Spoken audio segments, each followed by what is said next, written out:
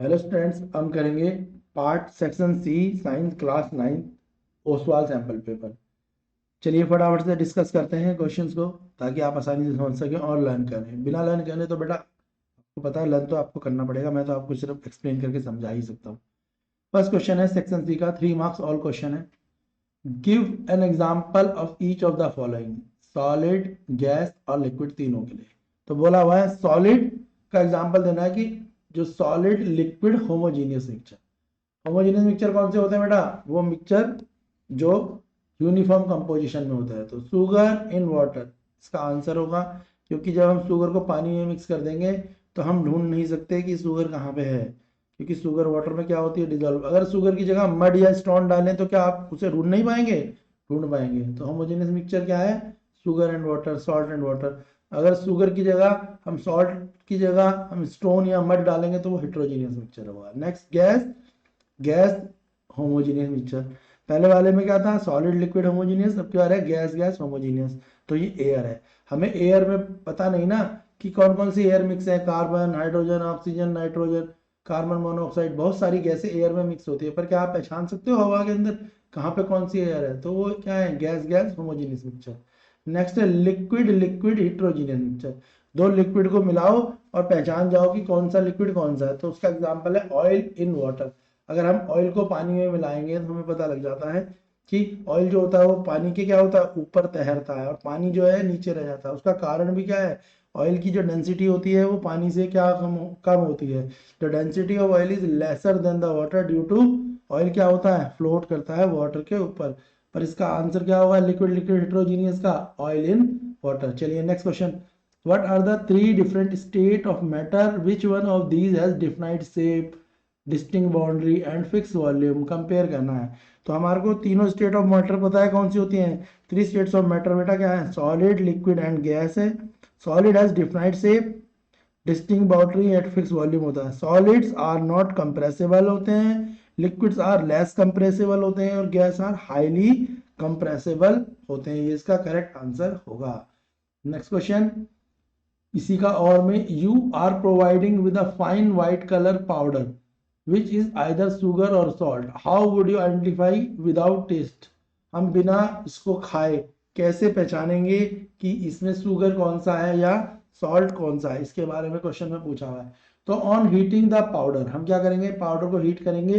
It will क्या हो जाएगा? इट विल चार इफ इट इज शुगर। अगर ये शुगर होगा, चीनी होगा, तो इसमें इसकी लाइनें बन जाएंगी। जैसे जलेबी को देखते हो, जलेबी में अगर हम शुगर को मिलाते हैं तो वो क्या बना देता है? एक रेसे बना देता है। इसे चार बोलते हैं। Alternately the powder may be dissolve in water and checked for its conduction of the electricity. If it is conduct it is salt. और दूसरा तरीका यह है, पानी में अगर हम नमक मिलाएंगे तो क्या होगा? अगर पानी में नमक मिलाएंगे तो वो पानी से और इलेक्ट्रिसिटी पास करेंगे तो उसमें करंट पास होगा। अगर हम उसी डिस्टिल्ड वाटर में चीनी मिलाएंगे तो उससे करंट पास नहीं होगा। तो हम दो तरीके से चेक कर सकते हैं। पहला तरीका क्या है? चीनी को हम क्या करेंगे बेटा? गर्म कर देंगे। गर्म करने के बाद क्या हो जाएगी? उसकी तार बनने लगेगी।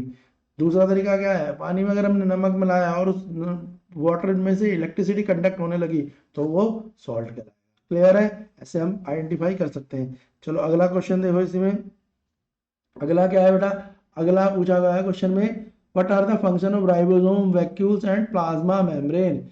इनके फंक्शन पूछे गए किस किस के? राइबोसोम के, वैक्यूल्स के और प्लाज्मा मेम्ब्रेन के। हमसे क्या पूछा है? फंक्शन। तो पहला है राइबोसोम। राइबोसोम क्या करता है? Help in protein synthesize, protein को बनाने में राइबोसोम हेल्प करता है। वैक्यूल क्या करते हैं? Vacuoles are full of cell से, ये सेल की सैप होती हैं, and provide turgidity and rigidity to the cell in plant. प्लांटों को ताकत देते हैं। जो प्लांट बहुत मजबूत रहते हैं ना, सीधे खड़े रहते हैं, तो प्लांटों को टर्जिडिटी देते हैं, रिजिडिटी देते हैं। प्लांटों की लकड़ी हार्ड हो जाती है। ये दोनों काम किसके कारण होते हैं? वैक्यूल्स के कारण। थर्ड है प्लाज्मा मेम्ब्रेन। इट अलाउ और permit the entry and exit of some material in and out of the cell. Plasma membrane का काम होता है कि कौन सी चीजों को अंदर जाने दिया जाए प्लांट के, और कौन सी चीजों को अंदर ना जाने दिया जाए, रोका जाए।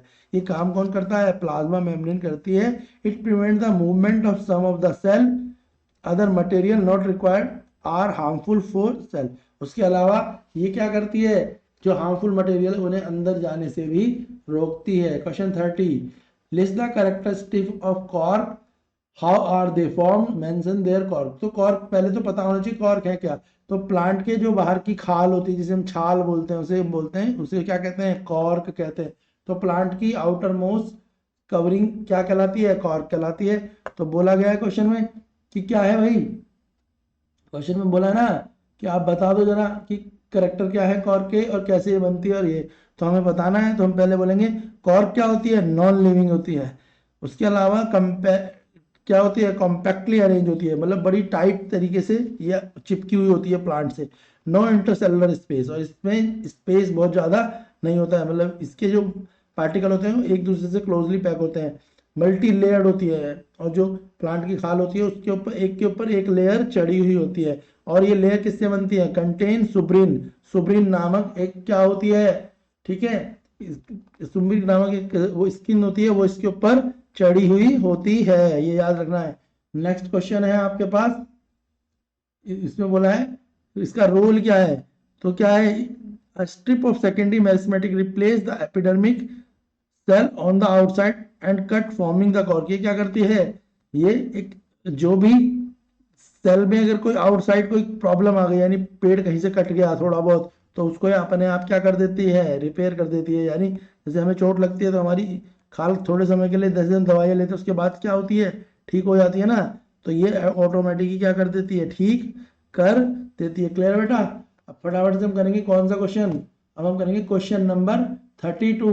A body can have zero average velocity but not zero average speed. आप एग्जाम्पल दो, कह रहा है कि कोई बॉडी है, उसकी कोई बॉडी है बेटा,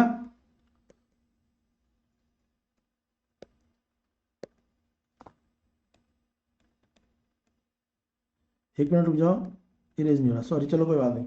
बोल रहा है कोई बॉडी है जिसकी क्या है, एवरेज वेलोसिटी तो जीरो है पर उसकी एवरेज स्पीड जीरो नहीं है, ऐसा क्या है। तो यहाँ पे बोलेंगे क्या होता है, एवरेज वेलोसिटी का फॉर्मूला लगाएंगे, net displacement divide by time taken, और एवरेज में net distance upon time taken. तो हमें ये बात पता होनी चाहिए कि डिस्टेंस, ठीक है, कैन बी, डिस्टेंस क्या हो सकता है, ठीक है, कैन नॉट बी जीरो, पर डिस्प्लेसमेंट कैन बी जीरो। अगर हम जहां से निकले वहीं पे वापस पहुंच जाएं तो डिस्प्लेसमेंट क्या हो जाएगा, जीरो। डिस्प्लेसमेंट क्या होता है, shortest distance covered by an object, और डिस्प्लेसमेंट क्या होता है, डिस्टेंस क्या होता है, ठीक है, total distance covered by an object.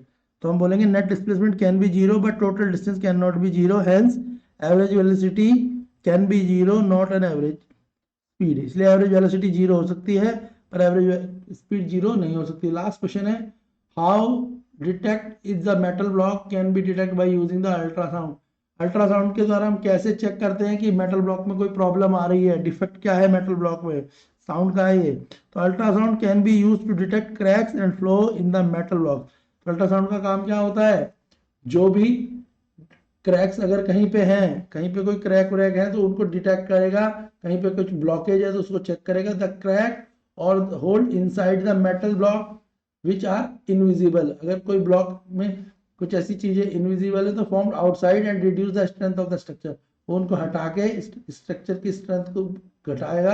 Ultrasonic wave are allowed to pass through the block, ultrasonic wave उससे पास हो जाएंगे and detect the use to detect the transmitted wave, और वो चेक कर लेंगे कि यहाँ पे उसमें ब्लॉक हो जाए। There is a small defect, the ultrasonic wave get reflected back. अगर कोई डिफेक्ट होगा तो अल्ट्रासोनिक वेव क्या होंगी, वापस से रिफ्लेक्ट कर जाएंगी।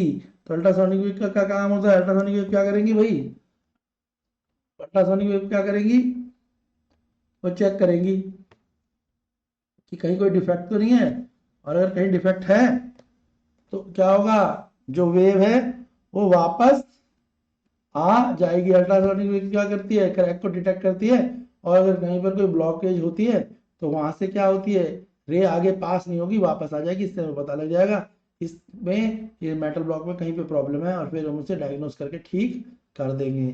ठीक है बेटा, आपका सेक्शन सी खत्म हो गया, सेक्शन ई आएगा। तो आप वीडियोस को पढ़ें, देखें ढंग से, लाइक शेयर करें, अपने फ्रेंड्स को भी शेयर करें।